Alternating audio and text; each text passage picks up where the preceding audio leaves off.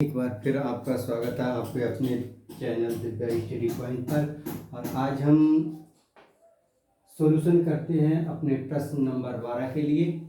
तो देखिए प्रश्न नंबर 12 में जो हमें दे रखा है वो दिया है 48, 144 और 576 का मासा क्या होगा। तो हमें मासा निकालना है, सिंपल सा क्वेश्चन है, ठीक है। तो देखिए हम किसी भी मेथड के द्वारा अपने मासा के लिए निकाल सकते हैं, चाहे वो हम गुणनखंड विधि के द्वारा हो, चाहे भाग विधि के द्वारा हो, चाहे सहभाग विधि के द्वारा।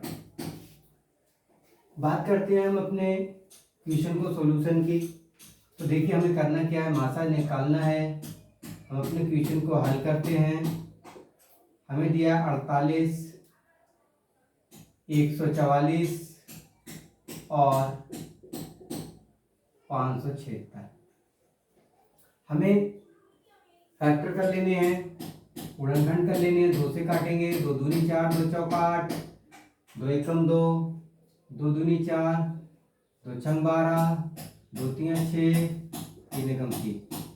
अगला करते हैं अपना 144 का। 2 से काटेंगे, 2 सत्ते 14, 2 दूनी 4, 2 तियां 6, 2 छंग 12, 2 एकम 2, 2 अट्ठे 16, 2 नेम 18, 3 तियां 9, 3 एकम 3। अगला नंबर हमारा 576। 2 से काटेंगे, 2 दूनी 4, 2 अट्ठे 16, 2 अट्ठे 16, 2 एकम 2, 2 चौका 8, 2 चौका 8। 2 से काटेंगे, देखिए सेम आ जाएगा। 2 सत्ते 14, 2 दूनी 4, 2 से काटेंगे 2 तियां 6, 2 छंग 12, 2 से काटेंगे 18, 2 से काटेंगे 9, 3 से काटेंगे 3, 3 से काटेंगे 1। हमें फैक्टर मिल चुके हैं, गुणनखंड मिल चुके हैं। देखिए 48 का हमारा आएगा।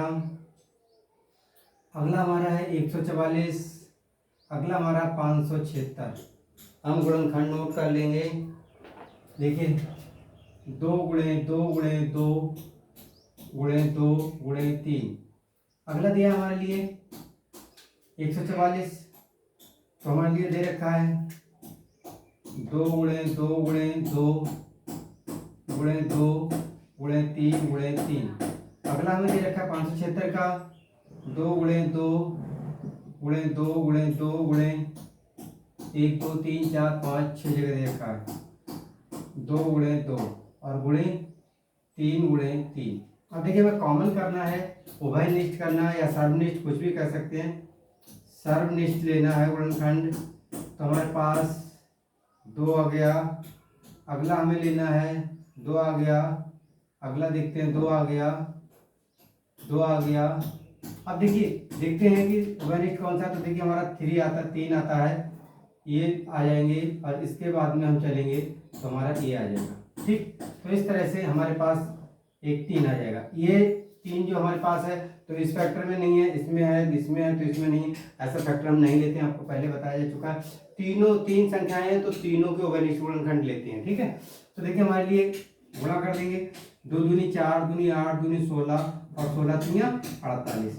आप गुणा करेंगे तो आराम से ऐसे समझ लीजिए, मैंने डायरेक्ट लिख दिया। 2 का 2 से गुणा करेंगे 4, 4 का 2 से करेंगे 4 दूनी 8, 8 का 2 से करेंगे 8 दूनी 16, 16 का 3 से करेंगे 16 तियां 48। आप इस तरीके से क्रम से अपनी गुणा भी कर सकते हैं, ठीक है। तो हमारा जो मासा मिल गया हमारे लिए वो मिल गया 48। यही हमारा राइट ऑप्शन है। हम अपने देखेंगे कौन सा ऑप्शन सही है। तो देखिए 1 2 3 4 हमारा 3 तो तीसरा ऑप्शन है वो राइट ऑप्शन है। तो इस तरीके से हम अपने मासा के लिए निकाल सकते हैं। दूसरी बात करते हैं, यदि हम इसी को देखें तो हम भाग विधि के द्वारा भी इसे निकाल सकते हैं। भाग विधि में हम क्या करते हैं, जो हमारा सेकंड मेथड है, सेकंड जो मेथड है हमारा, उसमें हम अपना भाग विधि के द्वारा निकालते हैं।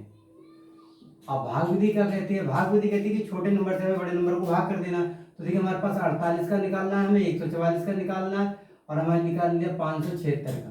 तो हमें क्या करना है, 48 से भाग कर देना है, ठीक है ना। छोटे नंबर से भाग कर देंगे। 144 के लिए क्या बार चला जाएगा, 3 बार चला जाएगा। 3 देख के देख लेते हैं, कोई दिक्कत नहीं है, पहले तो चला जाएगा। 3 8 24 का 4 हाथ से लगा 2, 3 चौक 12 2 14 144 जीरो आ गया। तो देखिए 48 का तथा 144 का जो मासा आया हमारे लिए, जो मासा मिला तो मिल गया हमारे लिए 48। अब हम क्या करेंगे अगले क्रम में 48 और जो नंबर हमारे पास बचा है 576 का निकालेंगे। तो 48 से भाग करेंगे 576 के लिए, क्या बार चला जाएगा, देखिए 57 है, एक चला जाएगा, 48 आ जाएगा, इधर से ढाई लेंगे 17, और 17 में से 8 जाएगा, 9 बचेगा। ठीक है, यहाँ पर कुछ नहीं बचेगा, 4 में 4 0, उतारेंगे 6, क्या बार चला जाएगा, 2 जा सकता है, 2 8 16 का 6 यहाँ से ले, 2 4 8 और 1 9, 96 आ गया, 0 आ गया।